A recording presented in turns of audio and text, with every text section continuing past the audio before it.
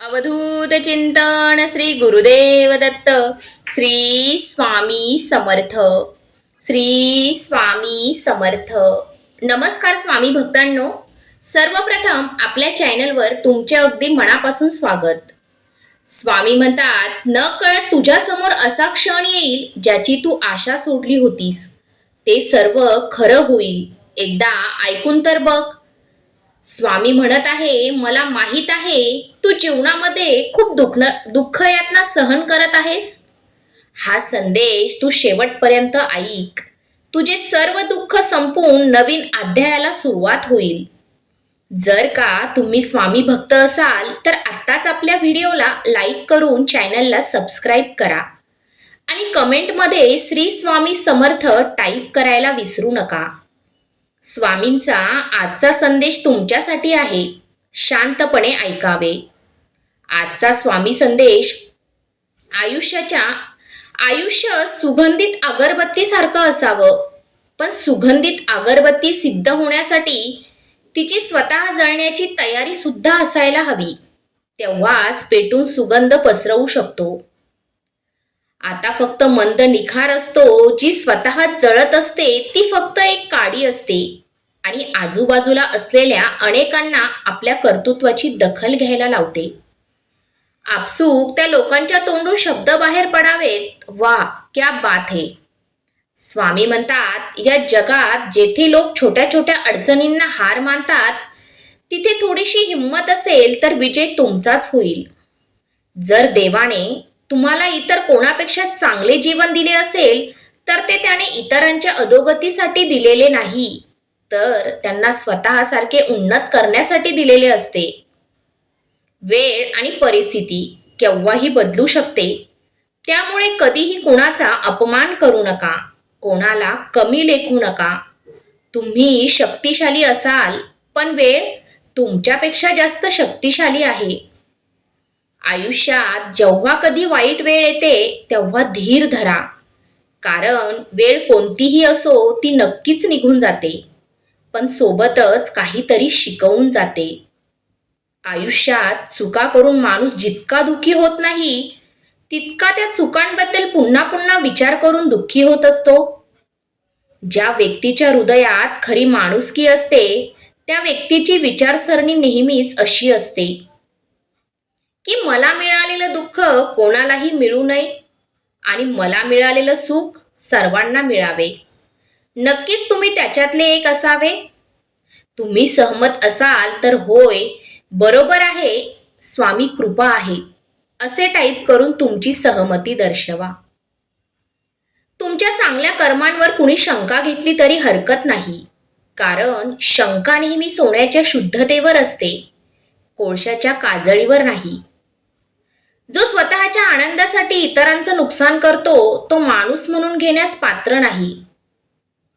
माणूस तोच असतो जो आपला स्वार्थाचा त्याग करून इतरांच्या कल्याणासाठी काम करतो आणि निदान इतरांचे नुकसानही करत नाही.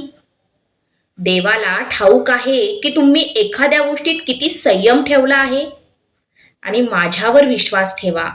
तुमच्या संयमाचा प्रत्येक क्षण पुरस्कृत होईल. देवावर श्रद्धा ठेवा. कोणावरही अस्पष्ट विश्वास ठेवू नये, कारण मीठ आणि साखरेचा रंग नेहमी सारखाच असतो. प्रत्येक छोटासा बदल हे मोठ्या यशाचे कारण असते.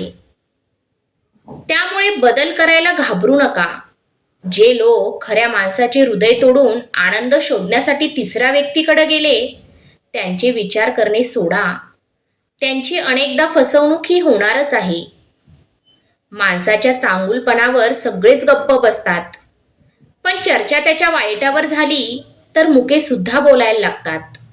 तुम्ही सहमत असाल तर व्हिडिओला एक लाईक करून तुमची सहमती दर्शवा. बदला घेण्याचा विचार करू नका. आरामात बसा आणि प्रतीक्षा करा.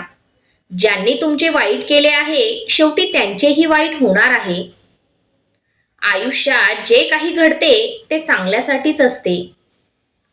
वाईट वेळ येते जेणेकरून आपल्याला चांगल्या वेळेची किंमत कळू शकेल आणि लोक बदलतात जेणेकरून आपण त्यांचे खरे चेहरे ओळखू शकू ते काय होते आणि आपण त्यांना काय समजत होतो? जेव्हा पाणी घाण असेल तेव्हा ते ढवळू नका, तर ते शांत राहू द्या. म्हणजे घाण स्वतः शांत होते.